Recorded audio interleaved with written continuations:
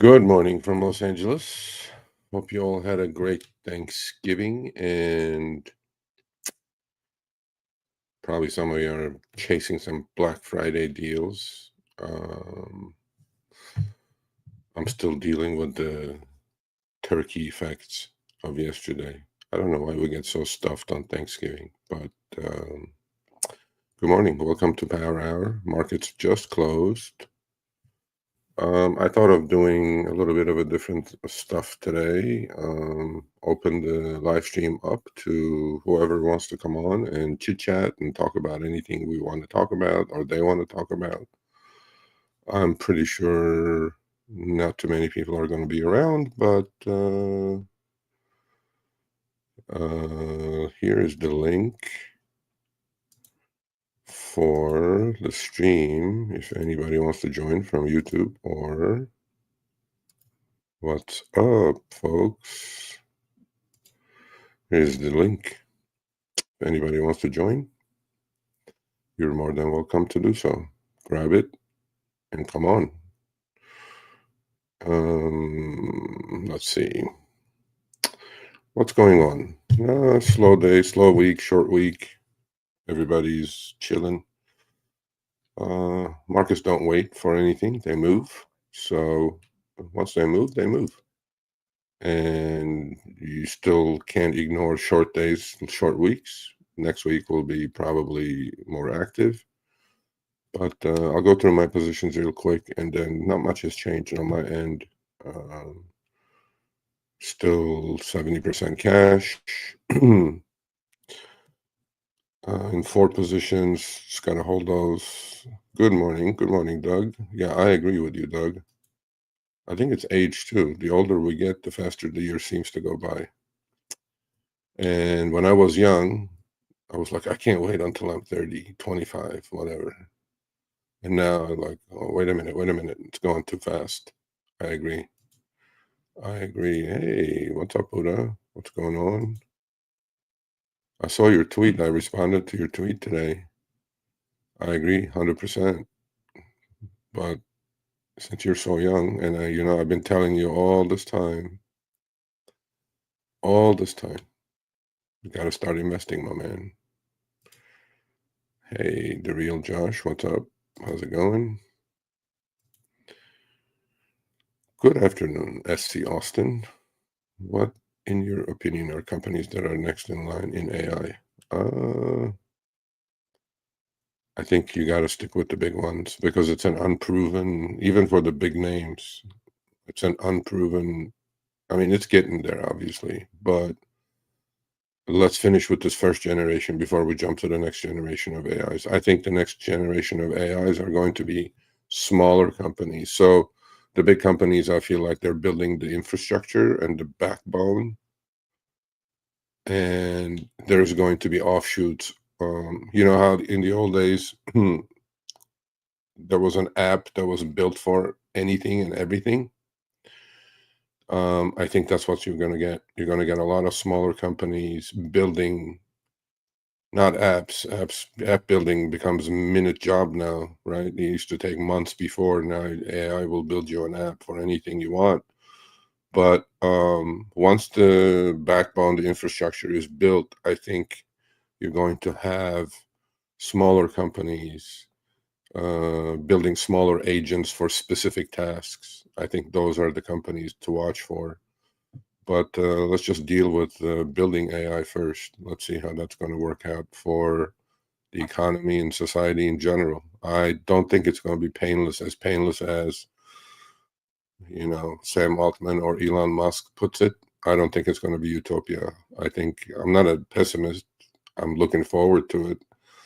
I think there's going to be a lot of breakthroughs in science. There's going to be a lot of breakthroughs in medicine. If AI is used for good things, obviously, which I think it will, and there'll be brilliant minds building platforms off of the backbone of AI, to solve incurable diseases, hopefully, extend life expectancy. There's a lot going on. And but let's build it first. And I think the next move is going to be in companies that are working on AGI, but everybody's working on AGI.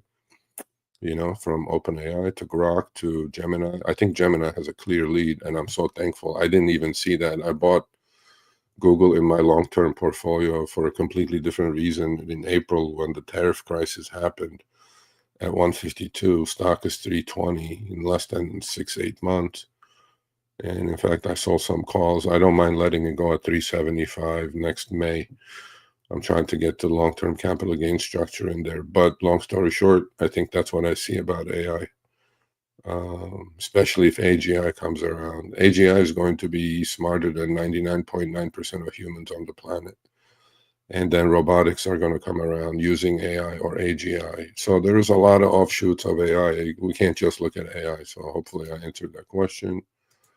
Hello, Adele. How you doing? Hope all is well. How are Waymos treating you up in San Francisco? I hear they're up to 10% now of all trips in San Francisco.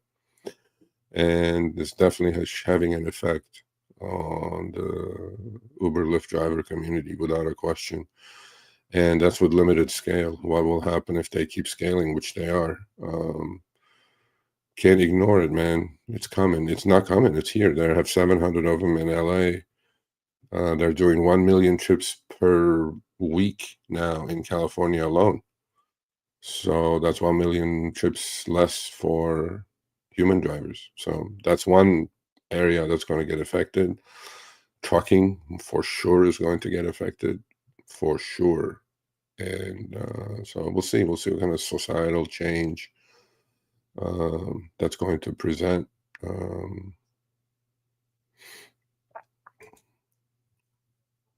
Not in San Francisco, not from what I hear. I see some screenshots that are cheaper than actually Uber and Lyft. But if they do introduce dynamic pricing on Waymos, they may be. But look, ultimately, they're going to be a lot cheaper. Because unit economics now are still upside down with a $150,000 Jaguar with all the bells and whistles on it. Doing $10 trips, obviously, is not going to cut it. But, you know, technology moves. It's not going to wait for anyone. And the cars are going to get cheaper. The big number is going to be obviously with Tesla, what they do, because they're a vertically integrated company. They're manufacturing the cars. So if Elon can at some point come up with the robotaxi that he talked about, I don't know, about a year ago, saying cost per mile could be as low as 25 cents a mile. I'm certainly going to buy a bunch of them and call Uber and say, hey, put them on your network. Let me make some money while I'm asleep. Look, these things are happening, and either you go with it or you believe it, you don't believe it, you go with it or you don't go with it. You know, they're safer for sure, and they can work 22 hours, 23 hours a day, clean up, charge, and get out there again. That's what they're for. But we'll see. Well, you know, all this is moving really fast, and it's going to affect a lot of sections of work and society in general. Yeah, but you know, you got to keep trying because they're still, you know, have limited cars. I think they have up to 900 or 1,000 cars in San Francisco, and they will definitely be cheaper. In LA, they're cheaper. In LA, they're cheaper. Traveler, what's up with the bug eyes? How's it going? We don't talk about that shit here, bro. We're a finance channel, honestly. If you keep putting that up, I will boot you. We don't talk about politics here. Politics has nothing to do with what I'm trying to get the message out. Financial literacy is the most important thing that I'm looking for.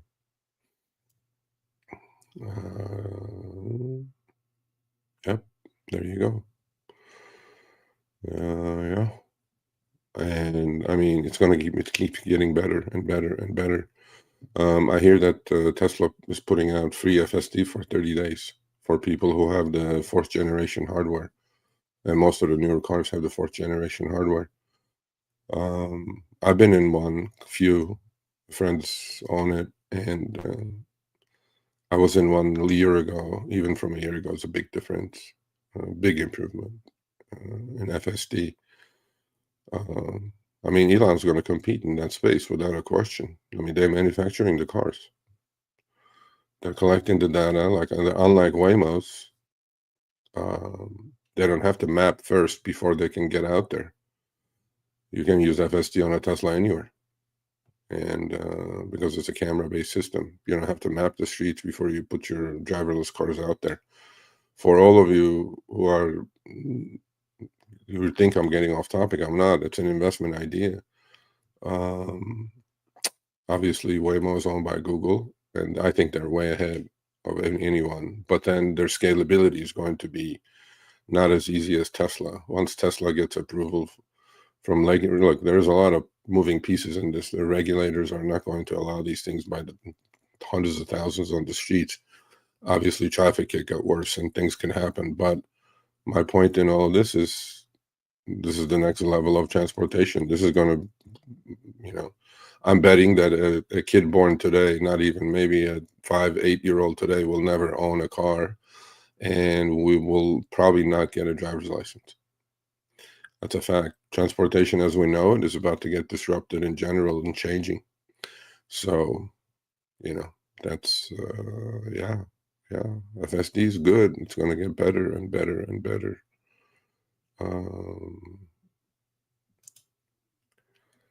Welcome a day.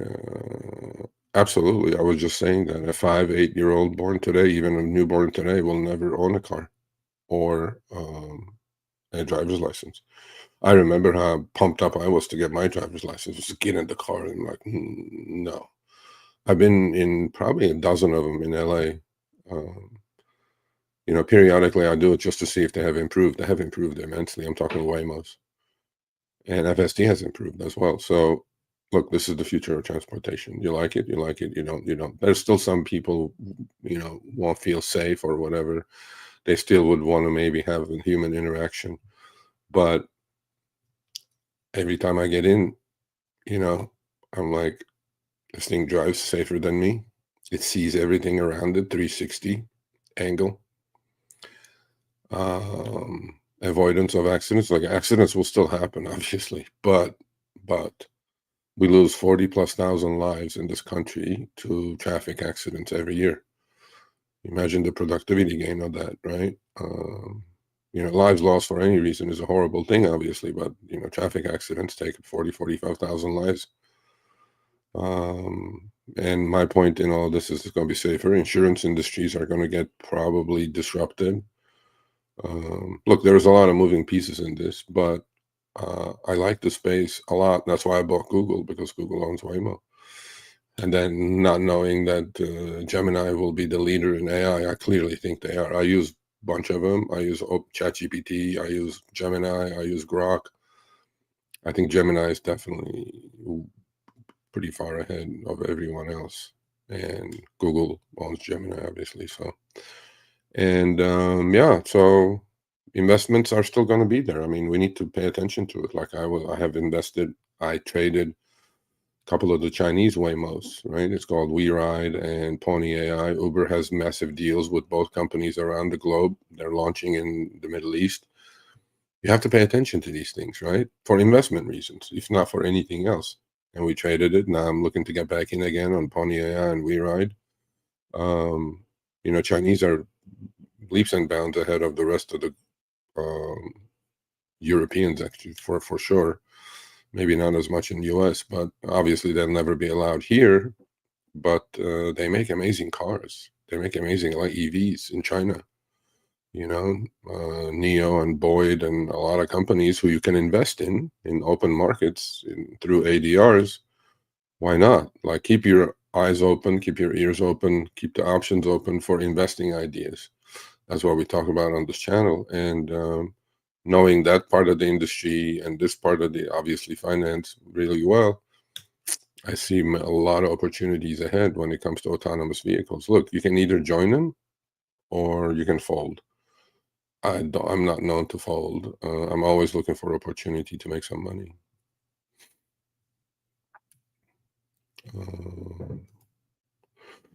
Financial education. What are the most impactful financial decisions, both bad and good, that you have taken? Great question. I like this kind of open topic thing. So I put the link. Let me put the link again if any of you want to come on.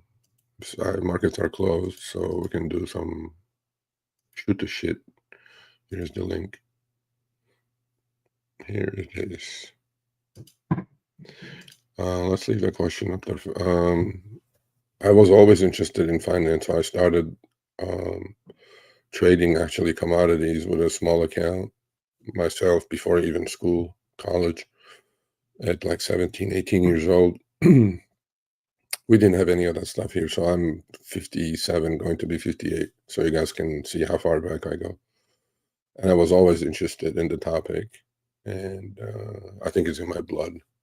I'm told my grandfather was a pork belly trader in the country I was born, which is Turkey. I'm Armenian, but I was born in Turkey. Anyway, long story short, that was probably the best decision I made, that I started learning about it and had an interest at a young age, and went to college for finance, got my degree, got hired a day out of college by a small company, which then was bought out by Prudential Insurance, one of the largest insurance companies in the United States. And then we became their subsidiary, and I ran the NASDAQ equities desk for a long time. And,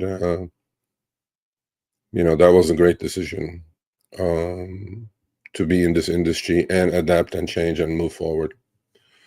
Bad decisions. Let's see.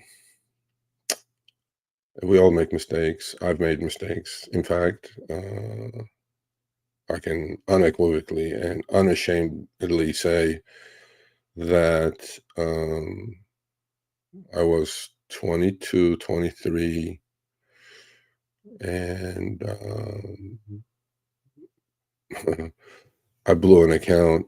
Yeah, I was on the desk too. I was working. I had built it up to like 300 grand. For those days, dollars is a massive amount of money for a 23, 24-year-old. And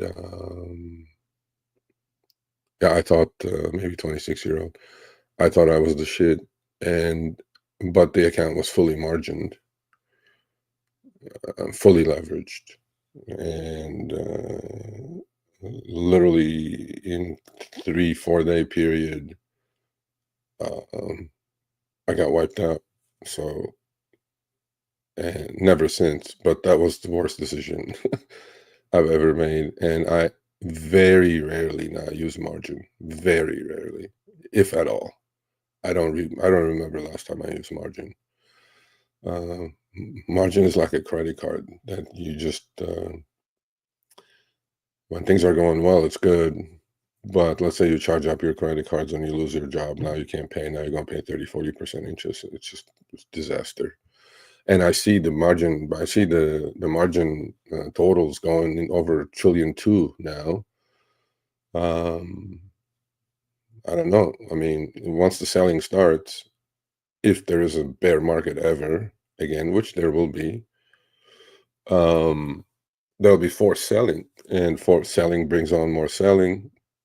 All those margin accounts are going to get liquidated, and it happened in April. It happened last year during the Japanese yen carry, trade crisis. That was probably the worst decision. So the best decision is I had an interest and I followed my passion. I also went to 2 years of pre-med, actually. I was going to be a doctor. Then I'm like, bro, I saw that actually 40 years ago, 35 years ago. And I said, by the time I become a doctor, I'm going to be in student loan debt. I saw that then, and that's valid today. In these next 12 years, I can make 10x what the doctor is going to make the first 10 years of his career. So I was like, okay, cool, screw that. I saw that, and it also helped to have parents who did not meddle much with what I was doing, which was good. So yeah, the best decision is to get in the industry and stay in the industry and learn and blow an account, understand risk, learn how to manage risk. And the worst decision was blow a $300,000 account. In those days, dollars, probably today's dollars is $600,000-$700,000 account, because I was fully margined. And yeah, those are probably the two decisions, you know.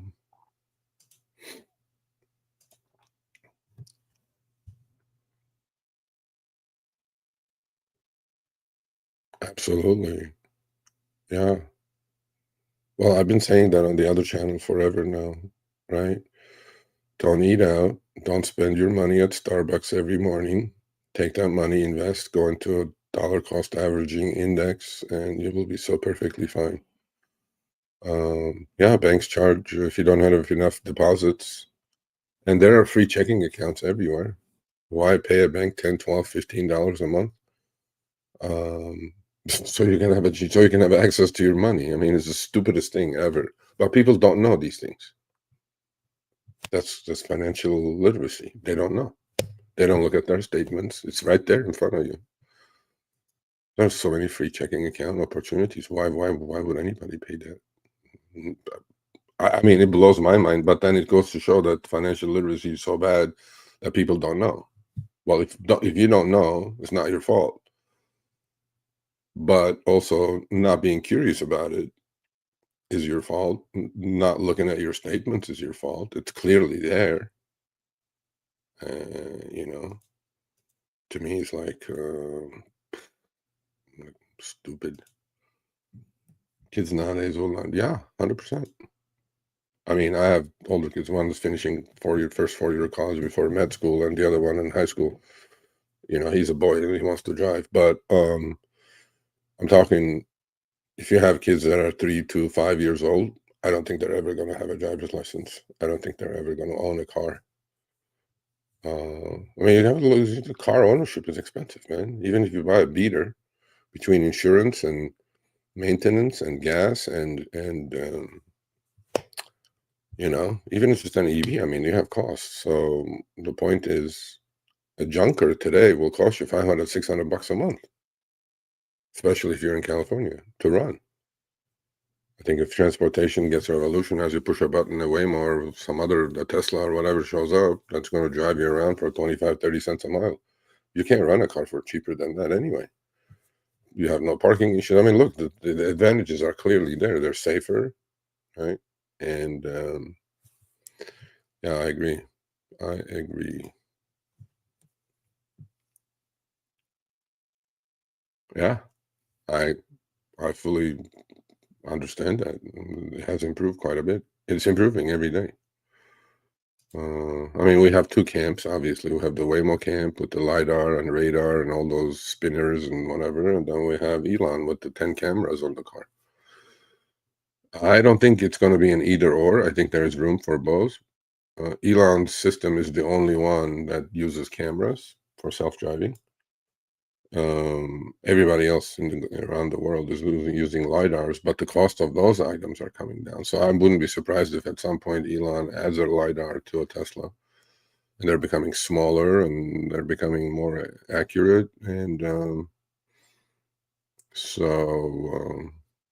yeah, look, I totally believe that's the future of transportation. So, totally.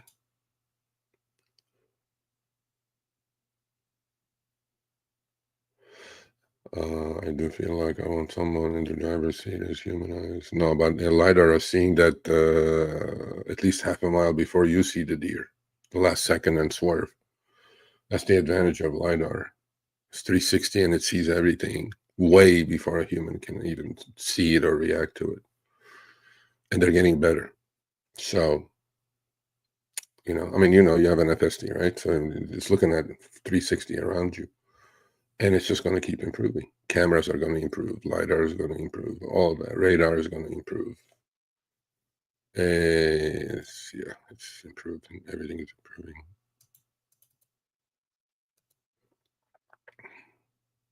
Absolutely. I use Gemini more than anything else. I used to use ChatGPT, the $20 version. Now I use Gemini's paid version. This latest version, I think, is 3.0. It's mind-boggling, especially what you can do with video now. It's just mind-boggling.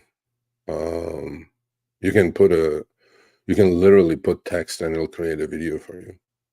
I mean, I'm like, actually, pretty soon on this channel, Chris said, why don't we create an avatar for you and then do some AI videos? Although YouTube is not looking too friendly to AI videos, but I like the idea. So all you do is just create an avatar and feed it a script, and it reads it just like you. It looks like you, sounds like you. It's fun. I mean, yeah, Gemini is, I think, way ahead of AI, OpenAI. Why don't you guys grab the link and come on?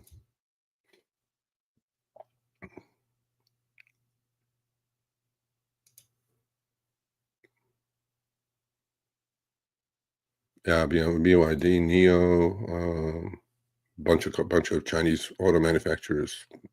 Amazing cars. Absolutely amazing cars.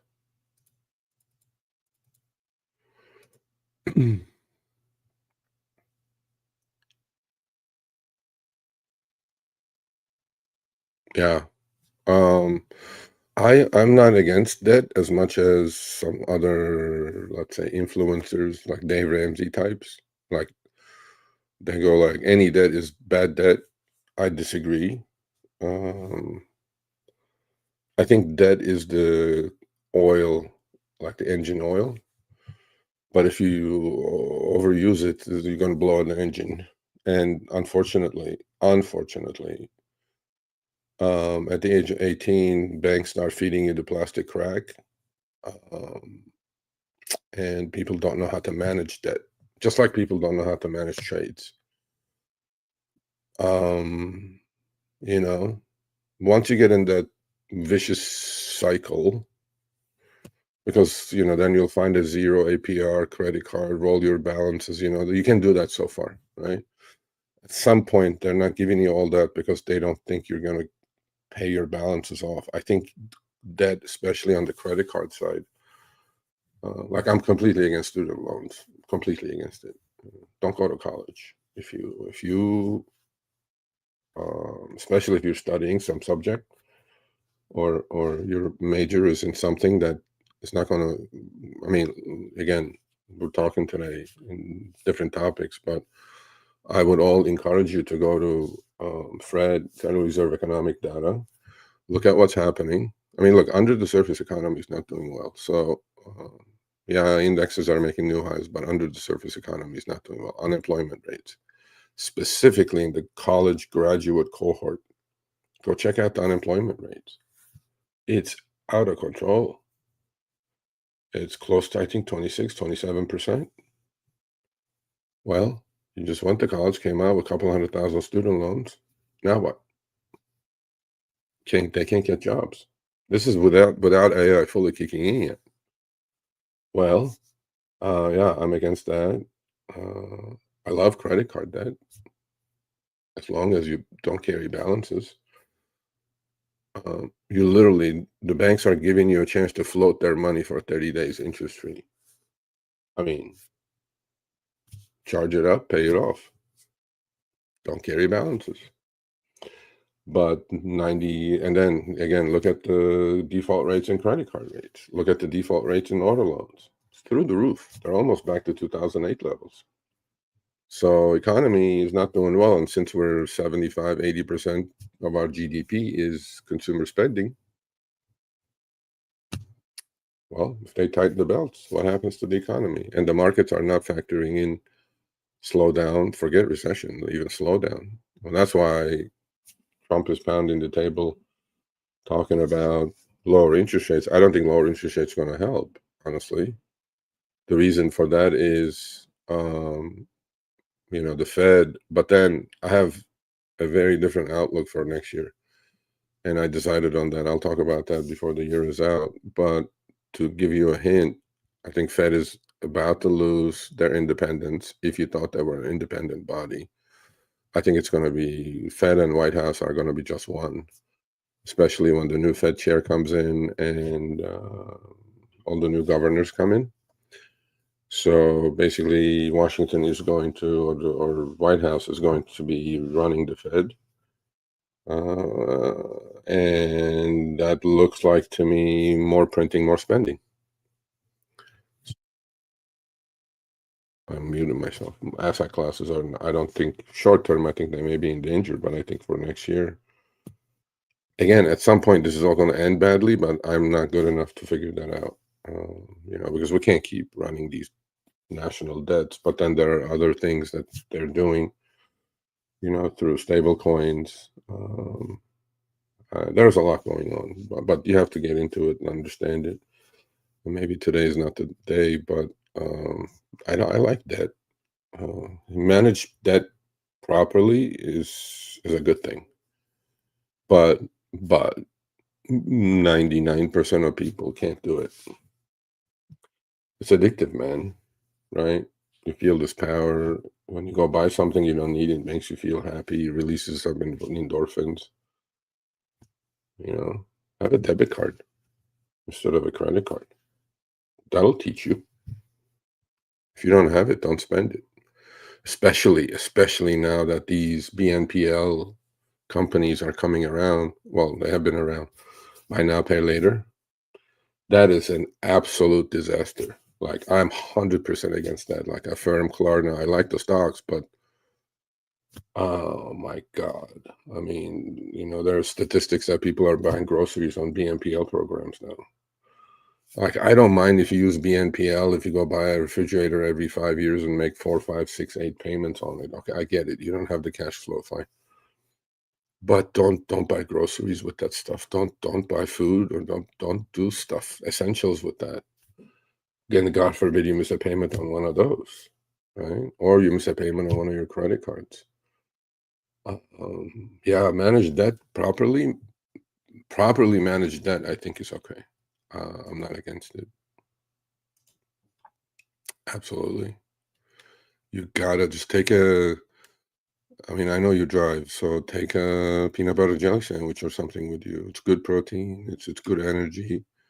It's not easy being in the car 10, 12 hours, but, not only you're eating shit, it's unhealthy, and it's a sedentary business. You're sitting for hours and hours. So, and you will save money and take that money. I mean, look, any meal these days is $10, $12, $15.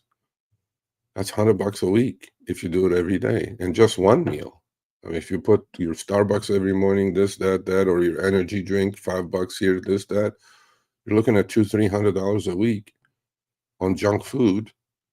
F that. Take that money, put it in some index fund. And trust me, man, that's going to turn into some ridiculous amount of money. That's the fucking problem. What are my favorite go-to macro? Obviously, the most of the stuff, CPI, PPI, because I don't think inflation is ever going to go away. I mean, most of the macro stuff that they put out is old, right? Even with the government open, and what they do, they revise, right? So most of the macro is not dependable. There's some live macro you can go, like ADP data for unemployment and stuff like that. But most of the data is old data, and they revise it the next month. So it's really not that dependable. But CPI, PPI, unemployment, obviously, mortgage defaults, auto loan defaults, credit card defaults. Those are the important things I look at. Obviously, you look at consumer sentiment, because we're a consumer spending-driven economy. So a few things, but you can't create a thesis by because it's all lagging indicators, right? So for me, the best future indicator is the price of stocks. Price of stocks somehow know, including indexes, somehow know if the economy is strong or not. At the moment, if you look at the indexes, we have a bifurcated market at the moment anyway. If you look at the indexes, all signs are green. Green means go. But if you look at the under the surface, things have come down. A lot of stocks have come down 30, 40, 50% already, with the indexes being at all-time highs. So there is definitely a two-sided market going on. And if you don't own the index, and if you own some of the underlyings that are like big names, Meta, okay, Oracle, all these big names, and I mean, you're getting smashed. Or if you own the UPS for the last 3 years, let's say, which I just bought in my long-term port, you're getting smashed. So, it's not a stock market, it's a market of stocks. And stocks will tell you ahead of time.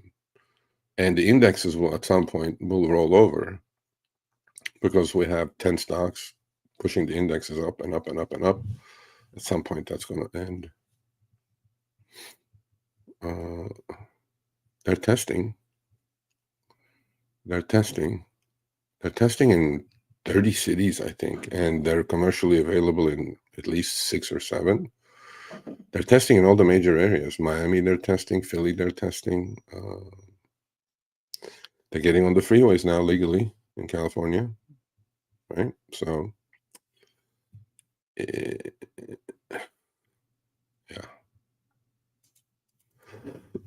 There's some going to be pushback, obviously, on that. Public pushback. And in blue states, I think they're going to get more of a pushback, because some city councils or states are going to be very critical of job losses. They're going to replace jobs. I mean, there's no ifs and buts about it. I mean, there's 6 million Uber Lyft drivers in the country. That's just those two for rideshare. And then you have small coolers now, with bug eyes are delivering food too. So I'm like, look, it's here. There will be pushback in blue states, I'm pretty sure, on Waymos. Like there was one in New York City, actually. I'm sure there'll be one in Washington State because they're going live. I think they went live already in actually 2 really bad weather places, it goes to show how much they trust the systems now. Like they're going to go live in Seattle. Seattle, it rains 300 days a year. If you guys notice, all the Waymos are in the Southern Belt where the weather is great. San Francisco, LA, San Diego, they're going now. Phoenix and Austin and Atlanta, right? They're all in the southern states where the weather is reasonable. But now they're going to Boston. Now they're going live in Denver. It's going to snow. So obviously they trust the systems that they're going to be able to handle bad weather. A few years ago, that was not a possibility. I mean, that goes how much they have improved, the hardware, the software, right? So, I mean, the thing is, like, one Waymo replaces 3 Uber and Lyft drivers. That's the reality. That's the reality.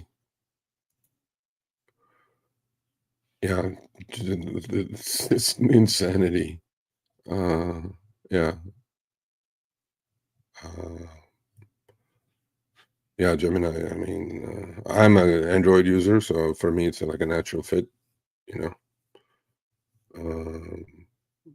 I've always used Android, so that's another reason to use Android, because I don't know where Apple is doing with their AI. I think they're going to go in bed with Gemini pretty soon, probably. But as they gave up on their own AI push, which I think is smart, actually. That's why the stock is doing so well. They don't have the capex. Look at Oracle, look at Meta, and look at Apple, right? Comparatively. Good morning, John.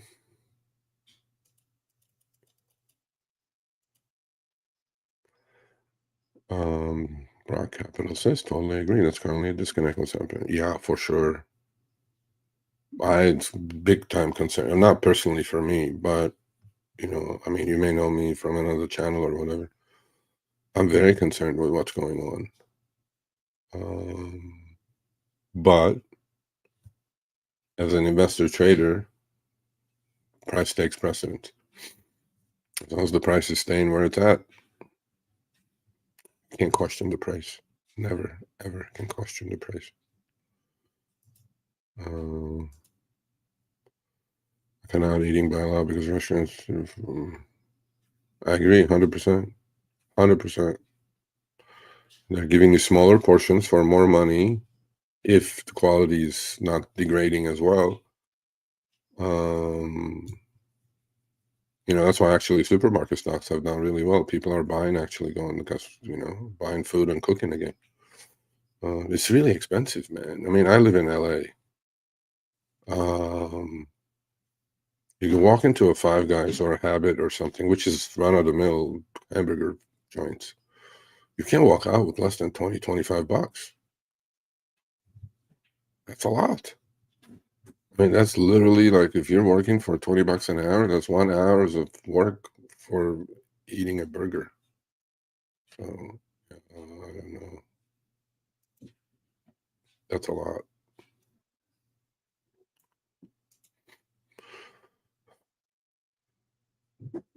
Yeah, for sure. Okay, folks, give me a minute. Give me a minute.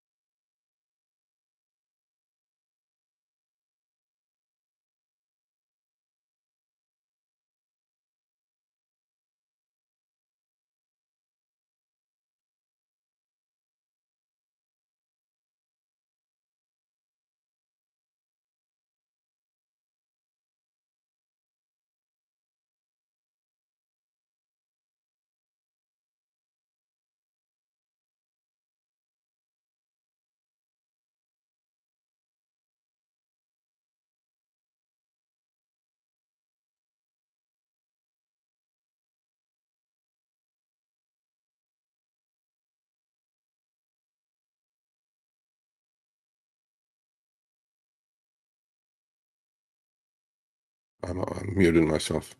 So I was saying, a lot of people ask me, "What's that in your back?" This is my backyard. And actually, today is a beautiful day in LA. It looks exactly like that today.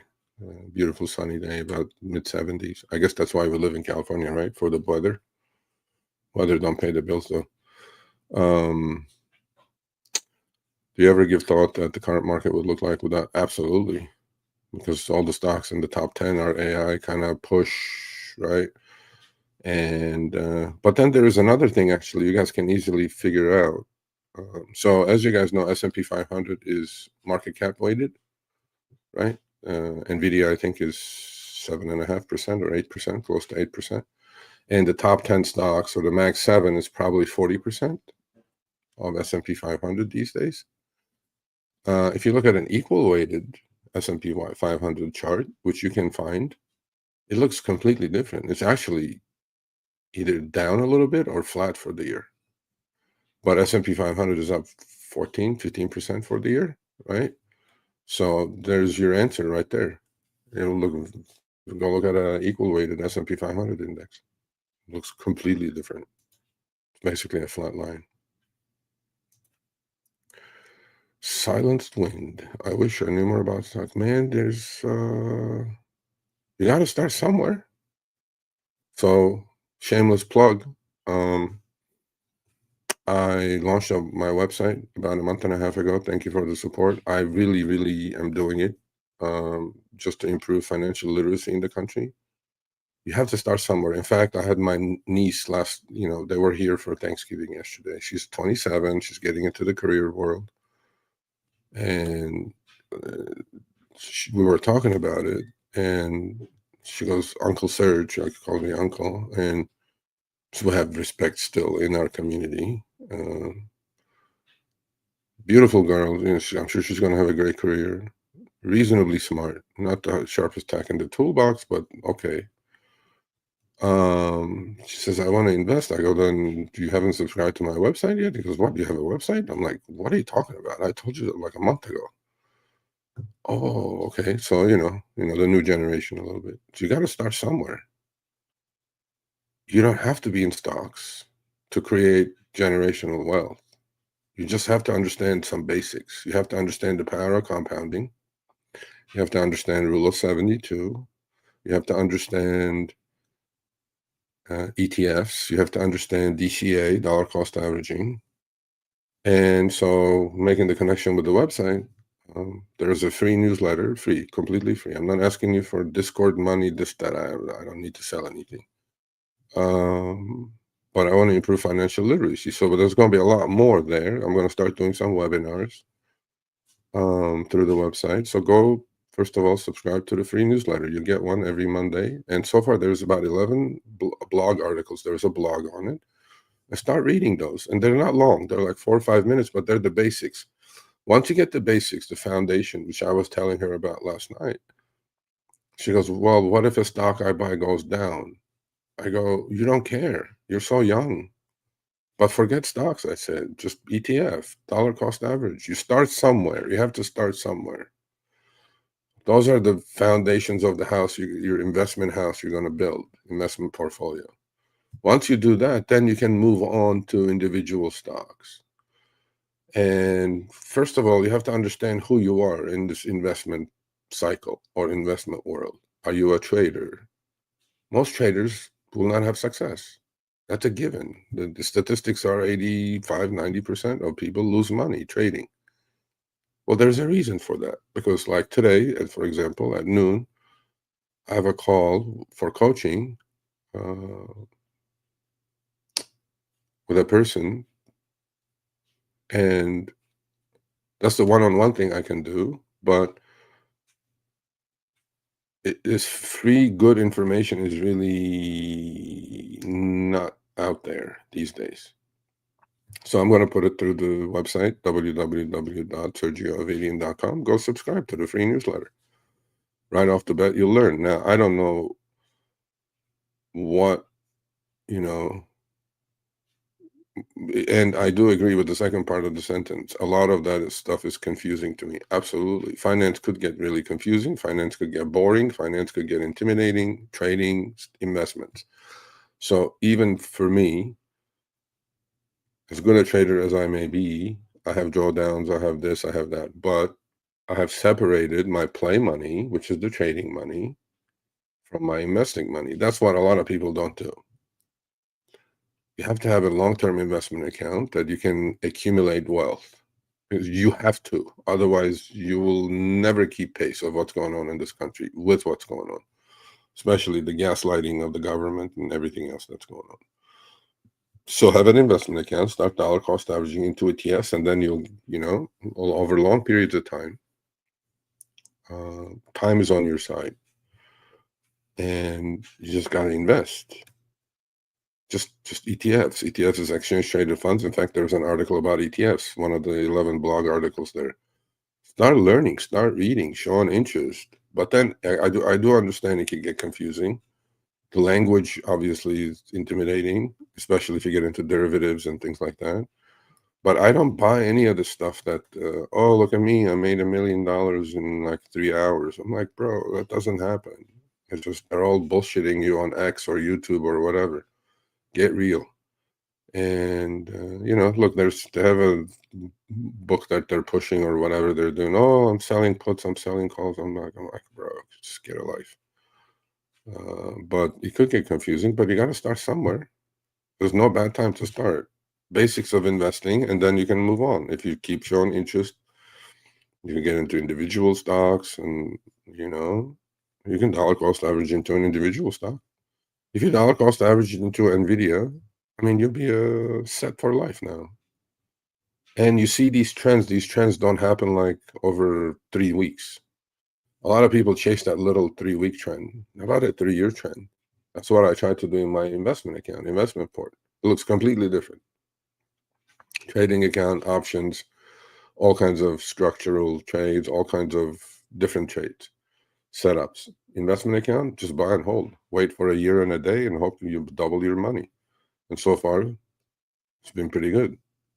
2 years ago, it was ridiculous. Actually, my investment account ran laps around my trading account, and my trading account was up 120% last year. I got lucky with Carvana. I got lucky with Kava. They were 4 or 5x. I got out after that. They want another 4 or 5x. Plus, you have 1 year, 1 day tax treatment, right? Long-term capital gains are a lot less than short-term capital gains because traders do pay ordinary income rates with short-term capital, gains that they're accumulating. Hopefully, they're making money. And the problem with that is if you have losses on the short-term account, trading account, you cannot put that as a loss and write them off from your long-term account, because from what I know, my CPA told me that again, don't take my word, I'm not an accountant or a tax lawyer, but short-term capital losses cannot reduce long-term capital gains. So I have 2 different accounts. I have an investment account you accumulate wealth with, and then have a play account. Nobody, trading is fun, man. Why not? Take some risk. If you're young, especially if you're not your rent money. Most people put their rent money in there, which is stupid.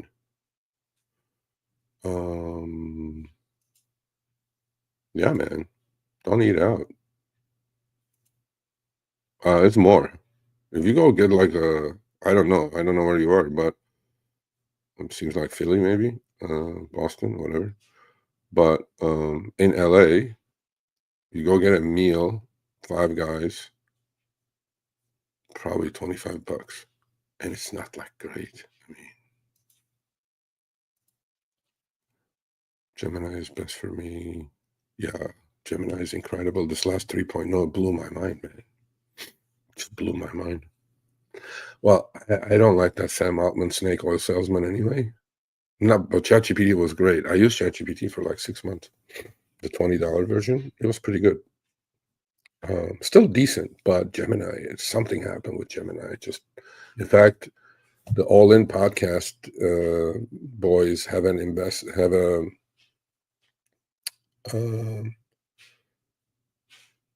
interview with Demis. I forgot the guy's last name. Brilliant man. He won the Nobel Prize this year. You guys can go Google it on YouTube. It's on YouTube. I watched his interview. What an amazing human being. And he's the head of AI at Google. Demis Frick. I don't want to look at my phone, but you guys will find it. It's on the All In podcast. Yeah, like the last 3-4 months, all Gemini on my phone, on the PC. No doubt that it's way ahead now. How was my Thanksgiving? Usual.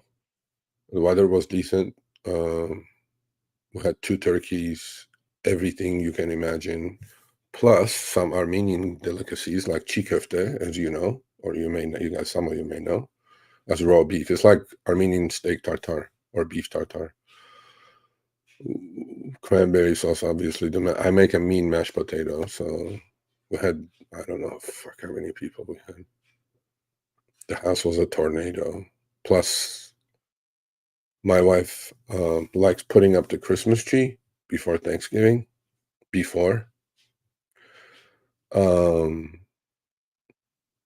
And there's a ritual in the house that I'm getting too old for, but luckily my son is taller and stronger than me now, probably. So he can help with the storage of that shit. We have 3 Christmas trees put up in the house. 3. All the lights, all the, I don't know. I don't get in the way. I just kind of go, what am I supposed to do? Like, we do the heavy lifting, and then they do the decoration, and then but you have to put it away again every year. And like, but Thanksgiving was good. We had family over, strictly family. My brother-in-law, my sister-in-law, husband, kids. It was good. It was good. And after I finish this, I have a call at 12. My daughter says, well, at med school, I need one of those iPads. I go, okay. So we're going to go to Best Buy, and hopefully there's a sale on Black Friday. I hate going out on Black Friday. And John knows where I'm going. Porter Ranch, right? If we find some parking, we're going to go get her an iPad Pro with a stylus. I don't know how much those things are, but she needs it. She gets it. I said, that's part of your Christmas gift. No free meals in this household.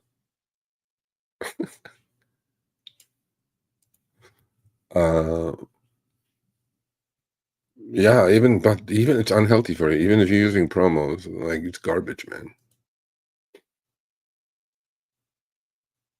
I don't know. I don't know about worse. I think it made it. I don't know. I haven't used ChatGPT. I have the free version of ChatGPT now, and paid version of Gemini. It's not even close for what I'm doing. For what I'm doing, I'm not muted, bro. It's green. I was muted. I figured that out, but I took it off.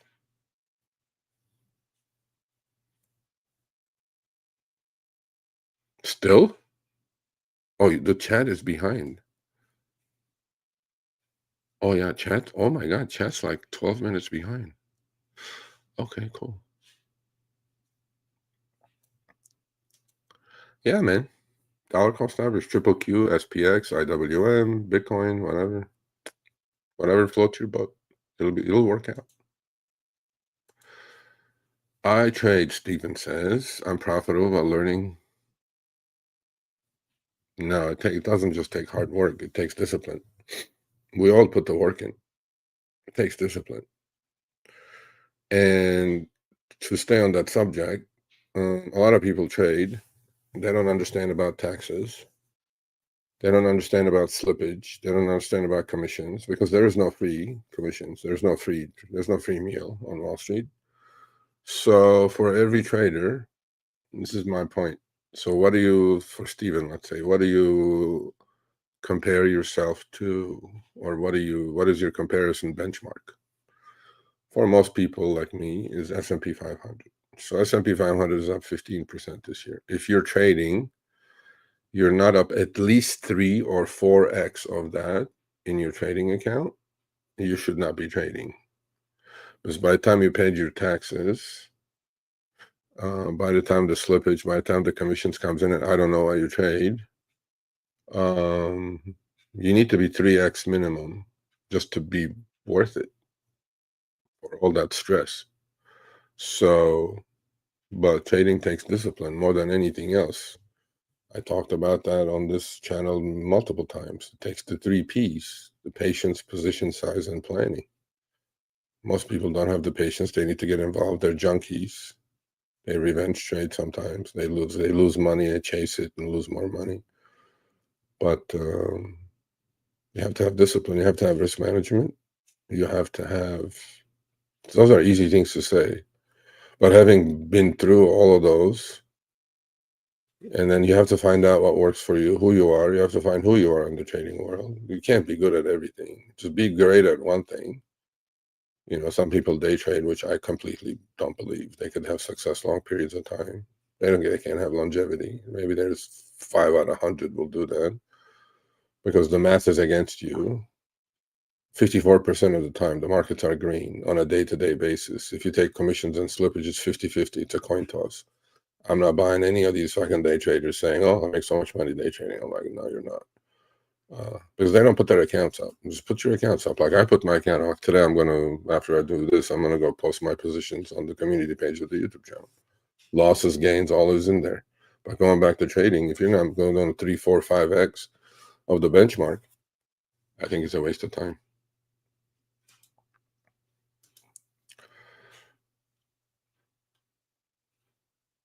Is that an oxymoron? Is gambling stocks, you mean? Or are you saying is trading gambling? To a point it is, yes. If you don't do it properly, it definitely is gambling.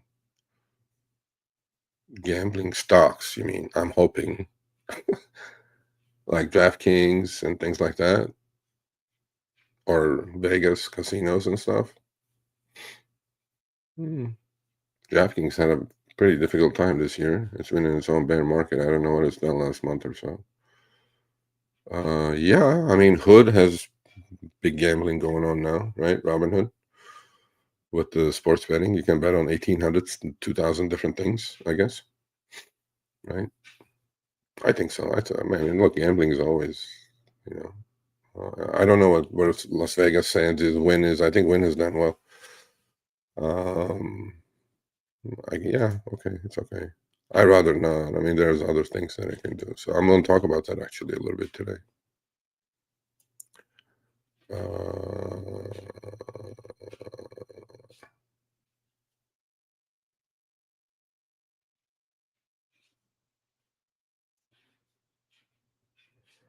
We love gambling. Yeah, you will blow account after account. Good luck. Okay.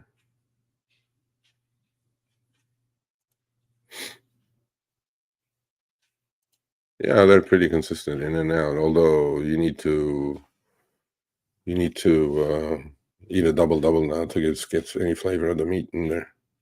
They've gotten thinner and the prices have gone up. Well, I don't know what Hasabi is. Yeah, chick kefta, yeah, for sure. My sister-in-law makes a mean chick kefta, bro. It's so good.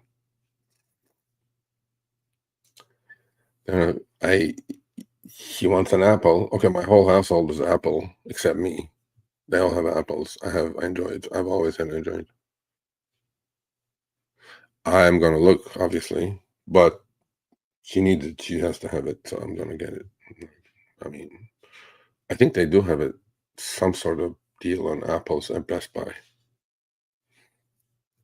I mean, online, what are you gonna save? Another $50? Change to live chat. I don't know what that means.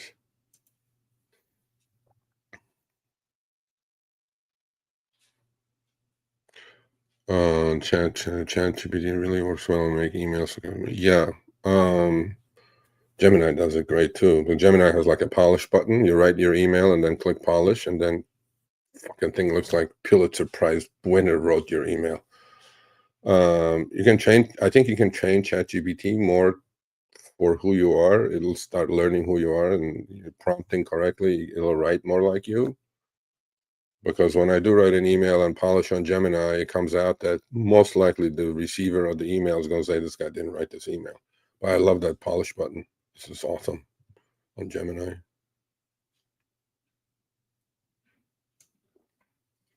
Oh, no wonder I'm behind in the chat. The only problem yeah. I mean, well, Christmas is coming up. I'm sure there'll be some deals.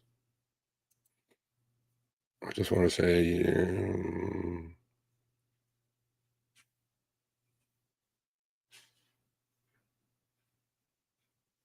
hey, man, always welcome. I have nothing to prove, Stan. I know your name, so I'm not in a pissing race with anyone. I'm not young. My reflexes are still as good as it was. My reflexes here, not my physical reflexes. I think I'm as good as I ever was. So my intent is financial literacy. My intent is to close the wealth gap somehow.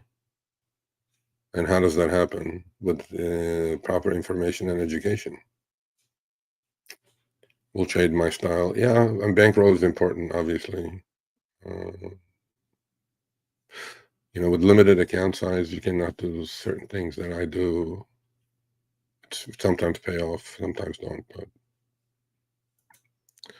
How often do I stream? I stream 3 times a week, and once for my members on Wednesday afternoon. So I stream Monday, Wednesday, Friday, trading with Sergio, Monday at 10 a.m. Pacific, 1 p.m. Eastern. Trading with Sergio, 10 a.m. Pacific, 1 p.m. Eastern on Wednesday. And Friday's Power Hour, 10 a.m. Pacific, 1 p.m. Eastern. If I don't have anything else going, I'm pretty consistent with the live streams. And you can watch the replays on the YouTube channel if you cannot catch it live. Obviously, with live, there's more interaction. So I put the link up. Let me put the one more time because I'll probably be here another 20 minutes and then I'll go.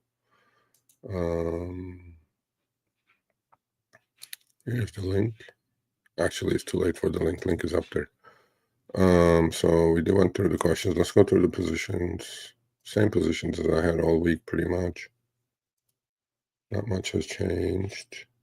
Markets are closed, as we know, early. So we'll come back on Monday to fight again. So what do we have? What's going on? Pretty decent day. Pretty green, nice green day. They melted up S&P at the end, it looks like, which is fine. We'll go through some charts as well. So I have 4 positions. ASST, I have 700 leaps going out to 2027 January, 400 of the 2.5s, and 300 of the 5s. All tied up, not tied up, but all kind of different things I'm doing with BMNU, which is the 2x ETF of BMNR. Actually, I have 2-part video coming out on the 2x, 3x ETFs. Please check those out. One is coming out on Monday, one is coming out on Wednesday at noon Pacific. A lot of people don't understand these things and they get slammed. So, long story short, I'm long 3,500 shares of BMNU, but I am short the 8, 9s, and 10 calls going out to December expiration. So I got 3 weeks to go on those. And I'm also short 511 and 611 strangles on BMNU. I tried to put on more strangles today. The market maker was fucking around. So I go like, I'll get back to you on Monday. I want to put on more strangles. Like I want to put on more 515, 616s, short strangles going out to December for about $1 or so. I would not mind being short BMNU after I get called away, obviously. If I get called away. If not, then lower my cost basis. My cost basis is 778. For some reason, Thinkorswim is not adjusting for the, because I got assigned last Friday at 10, 8, and 7. The 10s I had taken in $2.30 for a naked strangle, and somehow it's shown the price $8.91 cost. I'm like, nothing correct, but it is what it is. I know what it is. So it's reflected in the account equity, so I wouldn't worry about it. I'm long 5,000 shares of BZAI, small AI company. Pay $243 for it. It's $250. And Sharplink Gaming, I'm long 210 of the January 15 calls. That's it. That's what I have. About 70% cash. The other thing I'm going to highly recommend for all of you to start doing is, obviously, most of you will have some capabilities of running scanners. So with Thinkorswim, you can do this. With Robinhood, you can do this. I'm sure with every brokerage, you can do this. So this is my 52-week high list. Okay. So when the markets, so one thing I agree with Jim Cramer is, who I keep saying, which is true. Jim Cramer has blocked me on Twitter. I don't know why. I'm a nice guy. Anyway, you create a 52-week high list. Okay. Jim Cramer always says there's a bull market somewhere. Well, there certainly is. See, look at this list. These are all stocks today making 52-week high stock, 52-week highs. So create a watch list for yourself with this list. Because even if the market's going down, you still have stocks hitting 52-week high list. And a lot of people are stuck on the same goddamn names. BMNR, on X especially, Open Door, ASST. I'm in those couple of those, but I mean, limited risk downside trades.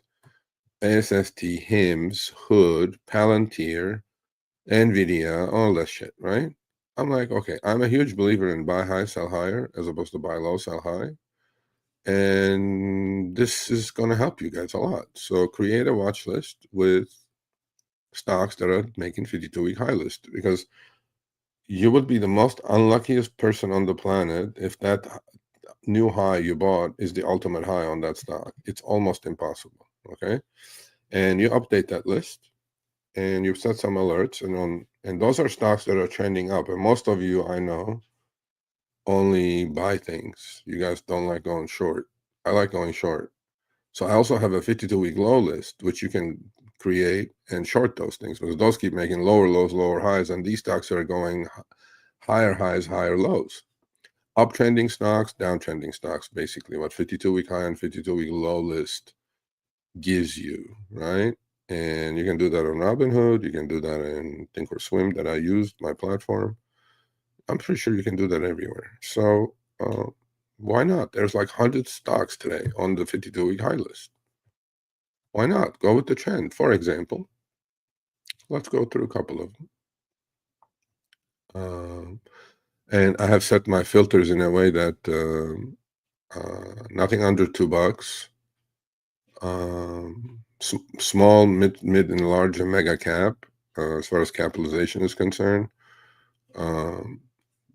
Volume for the day, or dollar trading volume for the day over $500,000 minimum for liquidity. And you set your filters, simple filters. And obviously on this one, I have simple moving averages set up. Bid, ask, last, net change, simple moving average 20, 50, 200, RSI, and volume and money flow. You can set it up any way you want. Long story short, so let's look at some of these, right? And then look at the difference in other things. And the other thing this will get you is, by the way, this will get you rotation, because when money always rotates. Money is never sleeping. So this list has been full of gold miners, healthcare stocks, and then even the difference between healthcare stocks to healthcare stocks, right? Why not stick with ones? Like another big name on social media is Oscar Health. Well, Cardinal Health has been on this list forever now, and we'll go look at the two different charts, right? Oscar is struggling around. It was down all the way to 13, it's up to 16, 17, while the other one is making higher highs, higher lows, right? So go with the trend.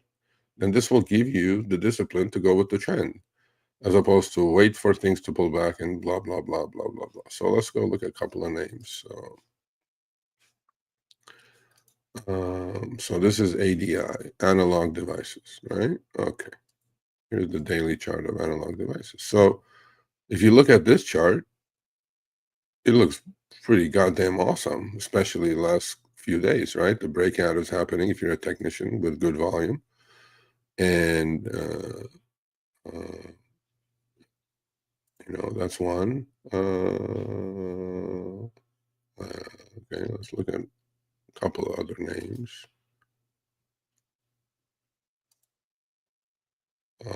Armin. See, look at that chart.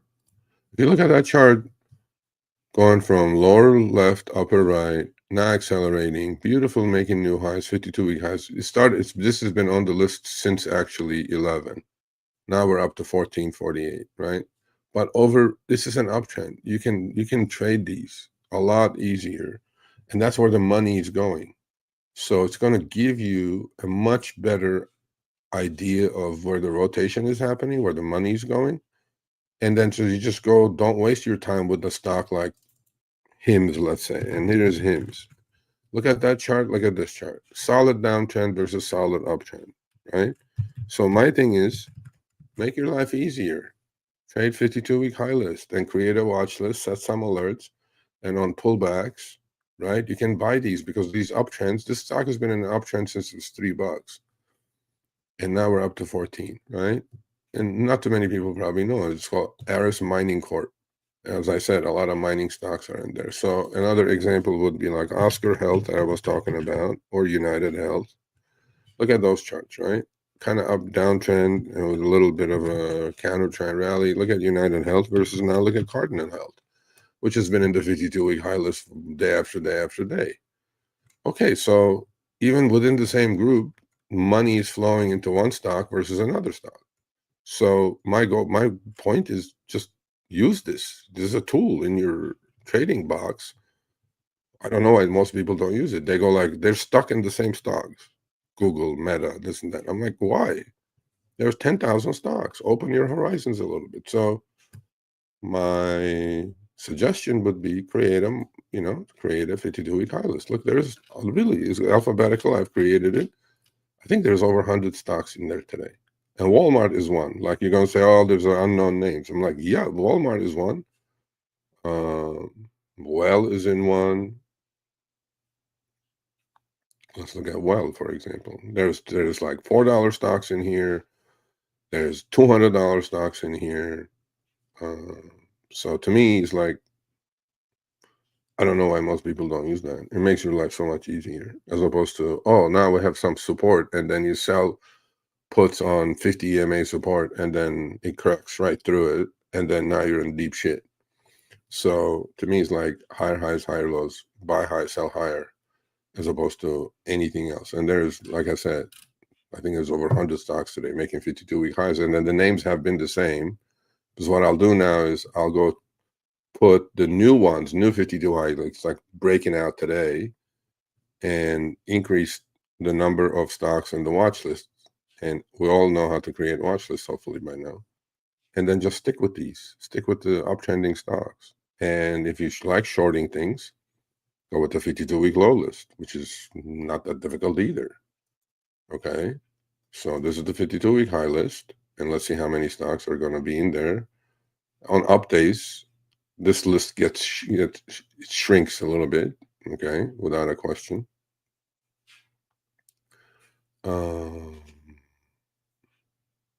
Here it is. New yearly lows. And there's only these many stocks making no lower lows if you like shorting things. And these are all the stocks that are making 52-week lows while the market's at an all-time high. Okay.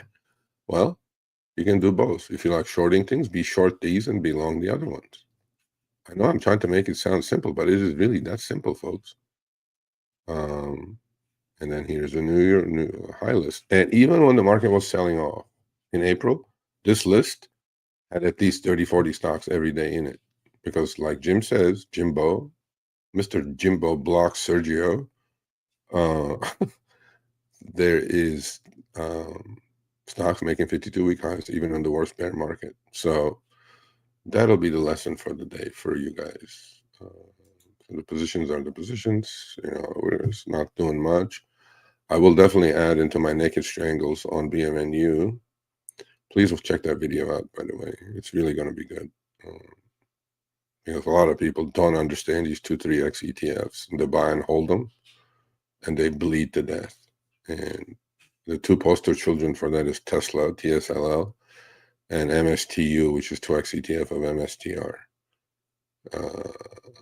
Yeah. I mean, a couple of weeks, 2 to 3 weeks, maybe with selling calls on them and naked strangles and things like that, that's fine. But you buy and hold BMNU, which is 2x ETF of BMNR for a year, you're going to eat it.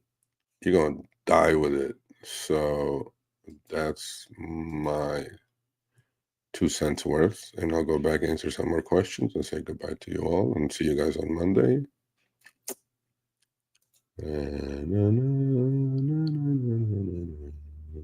Okay. Okay, so no more questions. Gotta go click the like button for you. Thank you. Please click the like button. You have a great weekend. Also, Brock Capital. One of these days, you need to come on, grab the live stream link, and then we can chit chat in person. I always put the link up, but for some reason, you all are shy. You don't come on. Why not? Let's have a good conversation. Let's Thank you, Doug. Hope you're doing better. So what else? That's about it. You know, keep it simple, stupid. Have conviction. 3 P's rule. I don't know what else to say. Go subscribe to the free newsletter on the website, www.sergioavedian.com, and please share that. I'm really just help me improve financial literacy. It's not going to happen by going to X or whatever. We need to improve financial literacy, one person at a time. We need to convince them that they need to start investing at whatever age they are. This power of compounding is so powerful, man. You don't have to be like me. You don't have to be a jockey trading this, trading that, and going here, going there. Have an investment account. Start investing. Invest. Okay? Please. And then if you like it, please put a thumbs up. Share the links of the videos, which I think we bring out 3 videos a week. Yeah, that's it. I'm going to have a good weekend, hopefully. And let's end with this one. Preach your gospel to my family. Oh, I love you. Thank you. Thank you. Thank you. They need to do it. Just go subscribe to a free newsletter. Why not? It's free. Free is good these days. Not much is free anymore. They need to start. Young ones, especially. Time is on your side. Please, please, please, please. Just please. Invest. We don't care what the market does. Time spent in the market will always outrun time spent timing the market. Not everybody can time the market. I can't time the market. Don't believe anyone that says they know what's going to happen. They draw some squiggly chopstick lines on charts and they think they know what's going to happen tomorrow. Nobody knows what's going to happen tomorrow. That's why investing over long periods of time, passive investing, will always kick active investors' ass. Active investors, what are they? Hedge funds, mutual funds. How come they can't beat the benchmark? 95% of them cannot beat the benchmark. Proof right there. You should have both, though. Have a play account. Maybe you can hit a lotto ticket here and there. You know? But over long periods of time, market will do well. There have been periods of crashes and things. Great. Your dollar cost average at a lower price. It's a powerful tool, man. But please just go talk to your kids about it. Go talk to your family about it. And go subscribe to the newsletter. It's free. Free. Anyway, much love. Have a great weekend. Enjoy Black Friday. I'm not looking forward to going to Best Buy today, but I have to. We'll see you guys on Monday. Trading with Sergio, 10 a.m. Pacific, 1 p.m. Eastern. And we're out. We are out.